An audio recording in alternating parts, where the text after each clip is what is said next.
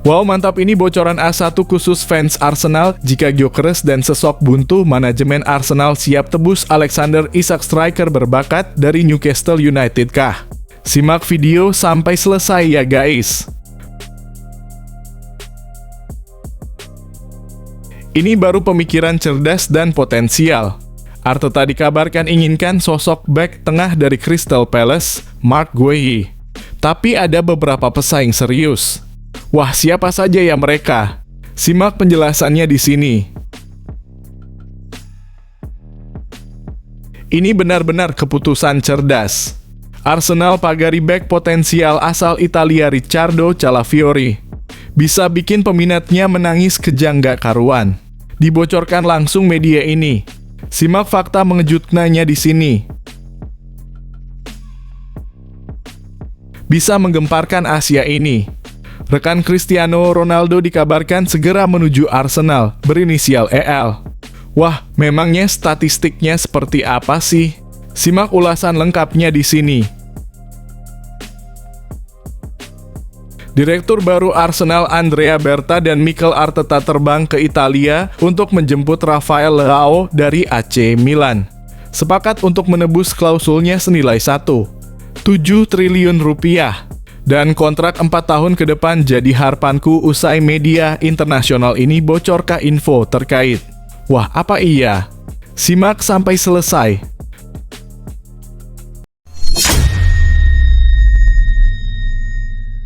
Kalau kalian fans Arsenal sejati, wajib untuk subscribe channel ini dulu ya, agar tak ketinggalan kabar Arsenal terbaru dari kami.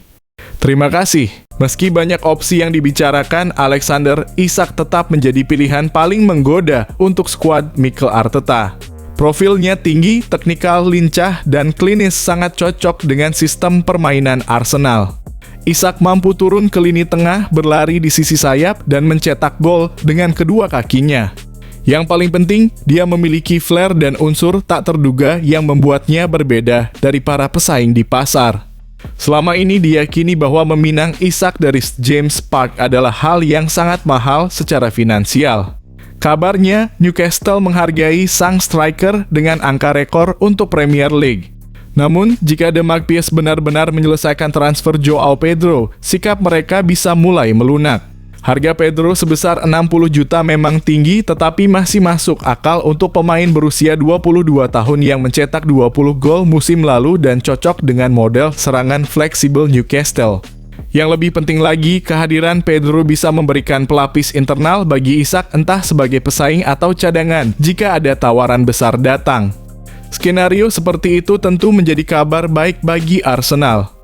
Ini bisa menjadi momen emas yang belum tentu akan datang kembali. Sementara Gyökeres dari Sporting tetap menjadi opsi kuat dan Šeško terus menggoda, keduanya belum punya kombinasi keanggunan dan pengalaman di Premier League seperti Isak.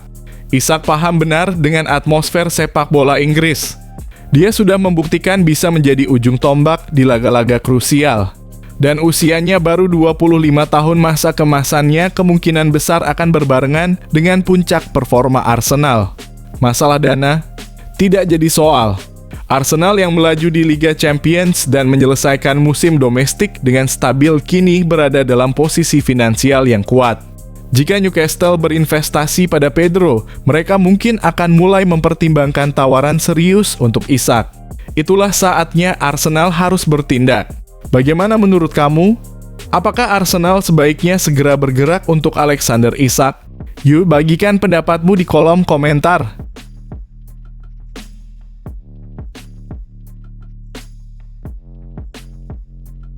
Arsenal dilaporkan tengah melirik bek tengah Crystal Palace, Marc Guehi menurut kabar dari Football Insider.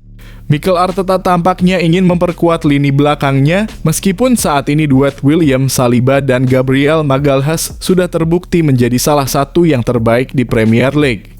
Guehi, yang kini berusia 24 tahun, dikenal sebagai bek tangguh dengan kemampuan membaca permainan, membawa bola ke depan, dan menutup ruang dengan cerdas, atribut yang sangat cocok dengan gaya permainan Arsenal. Ia juga telah merasakan manisnya trofi Piala FA bersama Palace dan menjadi pilar penting di jantung pertahanan mereka. Namun pertanyaannya, apakah Arsenal benar-benar membutuhkan bek tengah baru? Dengan Saliba dan Gabriel tampil konsisten di level elit, sulit membayangkan Guehi akan langsung menjadi starter reguler. Jika tidak ada cedera atau kepergian dari salah satu dari mereka, perekrutan Guehi bisa jadi lebih soal menambah kedalaman skuad dan perencanaan jangka panjang, bukan karena kebutuhan mendesak. Newcastle United juga disebut tertarik dan bisa saja menawarkan lebih banyak jaminan waktu bermain bagi Guehi.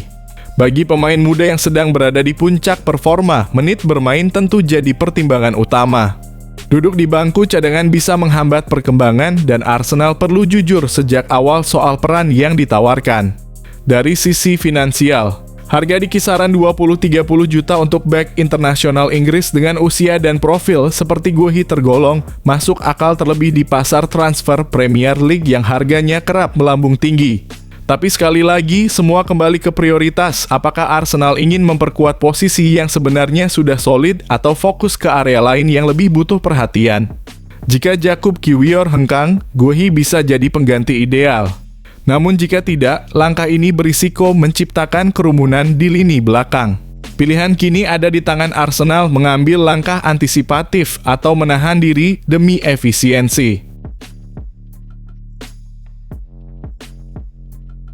Dilansir dari arsenalnews.co.uk, Arsenal menolak pendekatan dari AC Milan untuk Riccardo Calafiori, menegaskan bahwa sang bek tidak akan dilepas pada bursa transfer musim panas ini.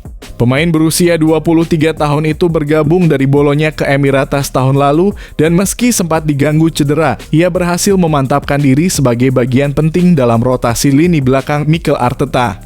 Pada musim debutnya, Calafiori tampil dalam 29 pertandingan di semua kompetisi, mencetak 3 gol dan menyumbang 2 assist. Ia menunjukkan kontribusi signifikan baik sebagai bek kiri maupun bek tengah. Kemampuannya bermain di beberapa posisi dan ketenangannya saat menguasai bola membuatnya jadi salah satu pemain andalan Arteta. Karena itu, Arsenal sama sekali tidak tertarik untuk membuka pembicaraan transfer. Menurut laporan The Mirror, Milan sempat mengajukan ketertarikan untuk memulangkan Calafiori ke Serie A, namun langsung ditolak mentah-mentah oleh pihak Arsenal. Kabarnya, sang pemain juga merasa nyaman di London Utara dan tidak berniat hengkang hanya 1 musim setelah kedatangannya. Ketertarikan Milan terhadap Calafiori muncul di tengah spekulasi bahwa Theo Hernandez akan hengkang musim panas ini, membuat Rossoneri berburu pengganti di sektor bek kiri. Setelah gagal mendapatkan Calafiori, Milan kini mengalihkan perhatian ke Alexander Zinchenko sebagai alternatif.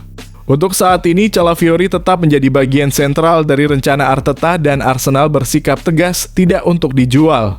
Bagaimana menurut kamu, Go Owners?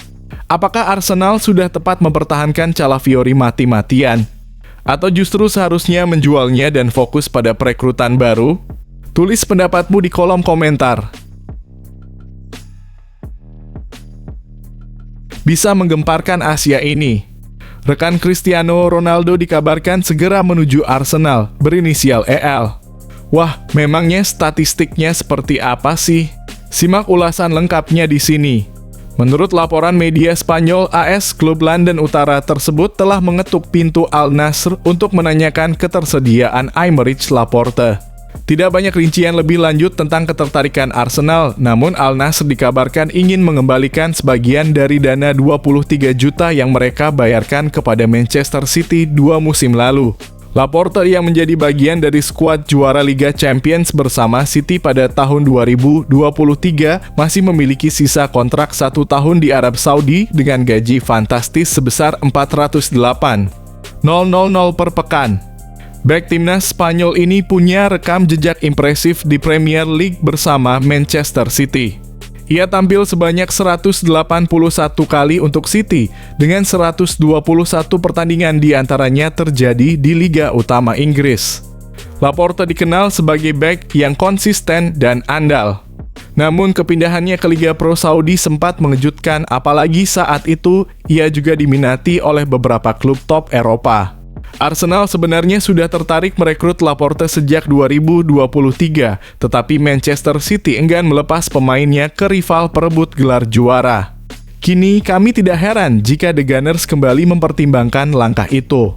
Namun transfer ini tampaknya cukup sulit terwujud kecuali Laporte mau memenuhi beberapa syarat. Arsenal kemungkinan bersedia membayar biaya transfer yang layak, tetapi Laporte harus menerima peran sebagai pemain pelapis di belakang William Saliba dan Gabriel Magalhaes. Selain itu, ia harus rela memangkas gajinya secara signifikan. Dari 408.000 per minggu, Laporte mungkin perlu menerima pemotongan hingga 50% jika ingin kembali ke Inggris. Di sisi lain, sejak November tahun lalu, Laporte tak lagi dipanggil ke skuad timnas Spanyol. Comeback ke Premier League bisa meningkatkan peluangnya tampil di Piala Dunia mendatang. Bagaimana menurut kamu? Haruskah Arsenal mengejar Laporte meski harus membayar mahal dan menjadikannya pemain cadangan? Apakah dia bisa menjadi pelapis ideal untuk Saliba dan Gabriel? Yuk, tulis pendapatmu di kolom komentar.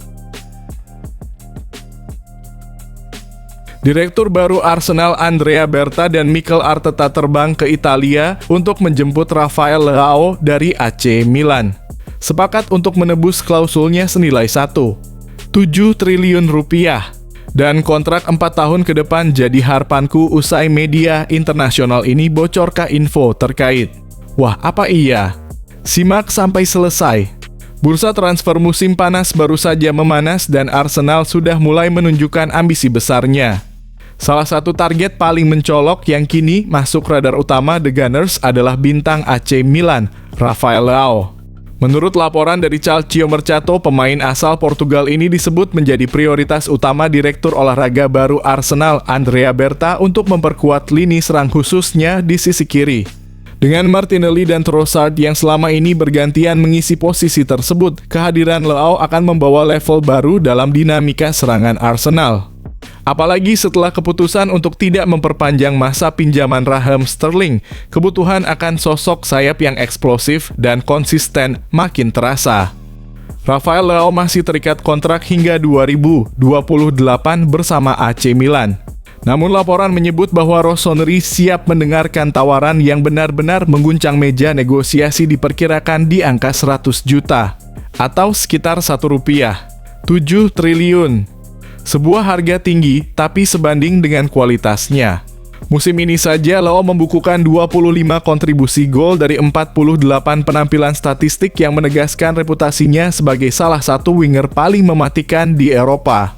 Di usia 24 tahun, ia sudah mencetak total 86 gol dalam karier profesionalnya, memperkuat 3 klub besar, Sporting CP, Lille, dan AC Milan.